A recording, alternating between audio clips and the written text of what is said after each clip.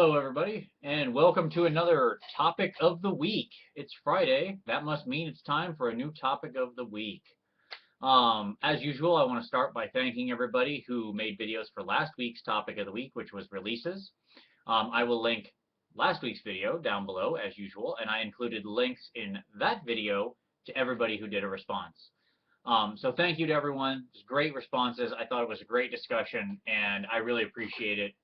From everybody in the community who either watched the videos, participated, commented, made videos themselves. I think that's absolutely great. I love the conversation. I think it's an important one to have.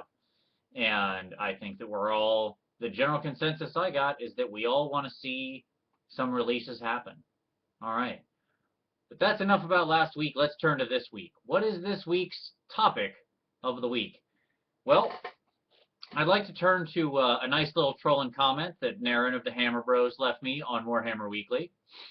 And his comment was, I'm paraphrasing because I don't have it right in front of me, but his comment was effectively about soft scores. And it was about we're allowed to buy painted armies.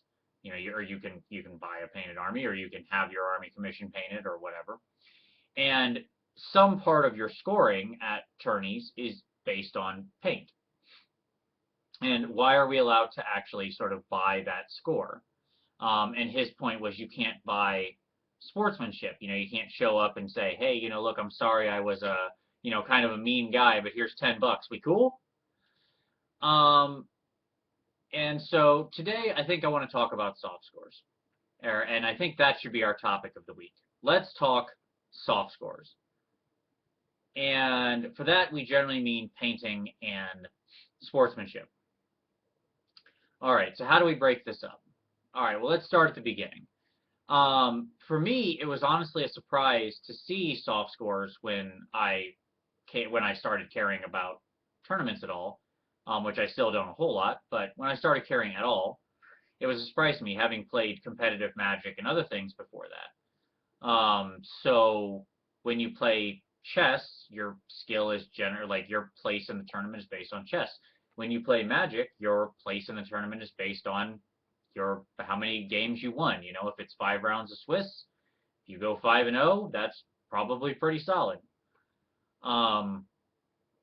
So whereas in Warhammer, there's sort of 3 components, right, that are making up your overall. To be best overall, you've got to be good at sportsmanship, good at hobbying, painting, and all that sort of stuff, and good at actual games. You had to win some stuff, or at least come out better than you did worse.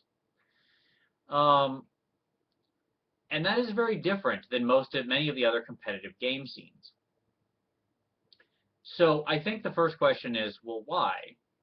Why do we have those things at all? And I think the answer is because this does represent a bigger hobby than something like Magic.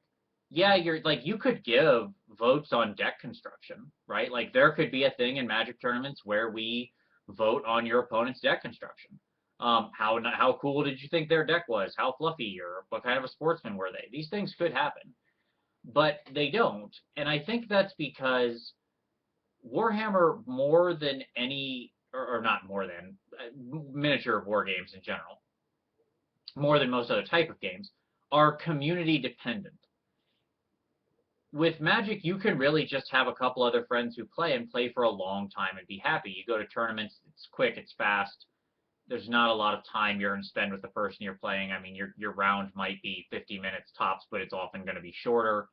And you might see that person and then you play them once and you're done. But Warhammer, especially Fantasy, is a smaller community, and it relies on keeping that community strong.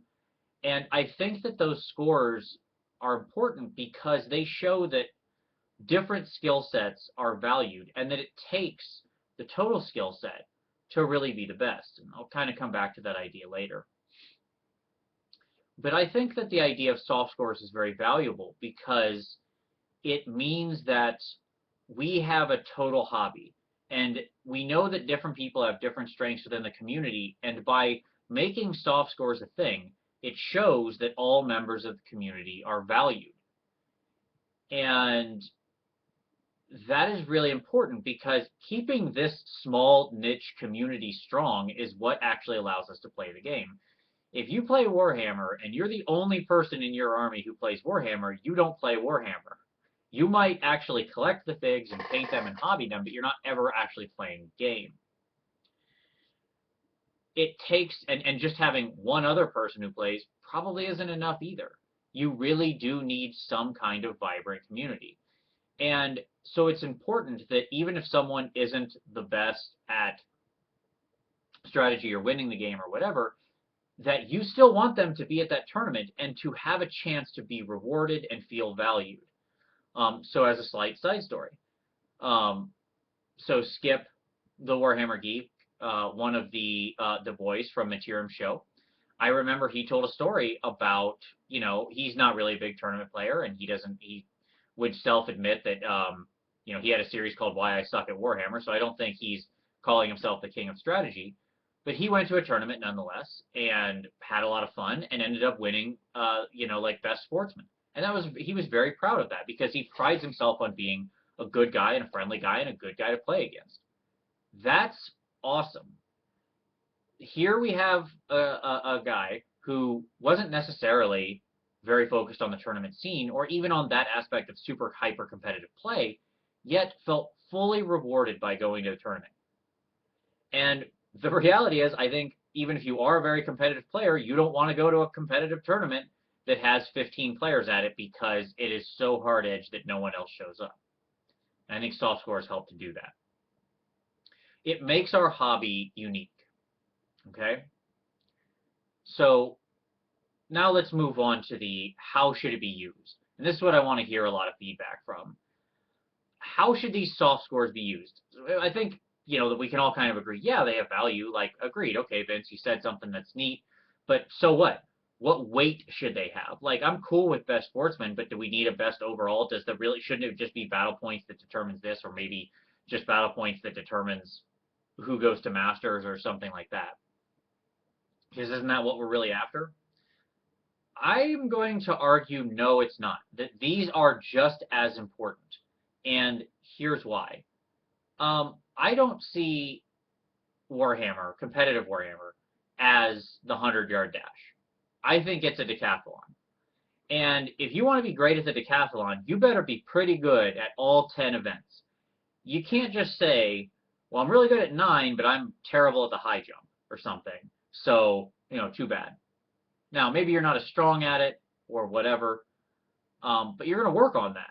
And it matters, because if you want to win the gold for the decathlon, you better be pretty darn good at all 10. Do you need to be the absolute best in all 10? No. But you need to be pretty good. You need to make it a focus. And I think that's what Warhammer is. It's a triathlon, I guess. That's probably a thing too, right? And these three things, being a good sportsman, being a good hobbyist, and being a good player, are simply the three aspects of our hobby.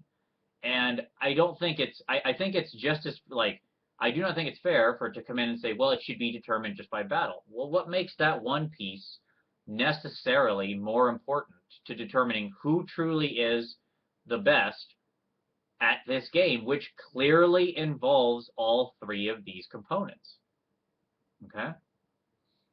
I think that there's an unstated bias there, that the battle points are somehow more important and we're just letting the other two in because we're being nice. Well, no, it really is those three things. And you should try to get better at all three, because that's what playing this game is about.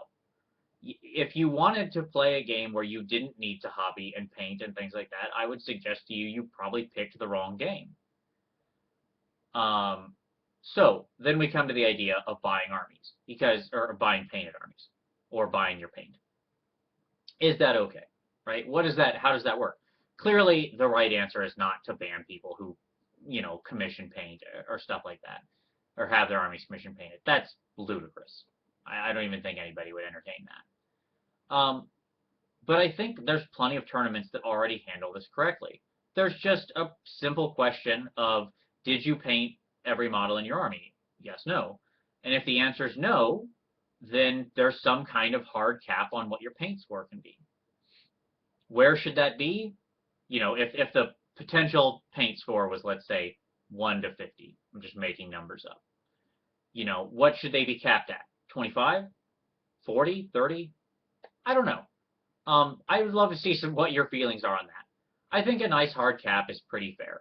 And if you pay the money to have a good commission painter do good work for you, you should be at whatever that cap is. I don't see any reason why not.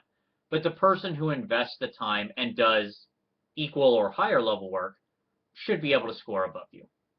And I think most players who get their armies commission painted would probably be pretty accepting of that schema. But again, what do you think about that? I want to know. Let's see it. See some responses. Now, I want to touch on something else that Naren Zaid said. He said, you can't buy sportsmanship. That is a lie, Naren, and you yourself have bought it. And that's what kills me about that example. Naren Zaid, who ran, of course, very famously the Ponies Army, talked openly about how everybody he played, he brought a little pony, and he gave them a little pony. Because and in addition, he had his pony punch, so he had free drinks for the people he played. He had pony punch, which is great. And I think that's awesome. I have zero problem with Naren doing that. I think that is exactly what being a good sportsman is all about. But how is that not, I assume those things cost you some amount of money, and you just gave them freely.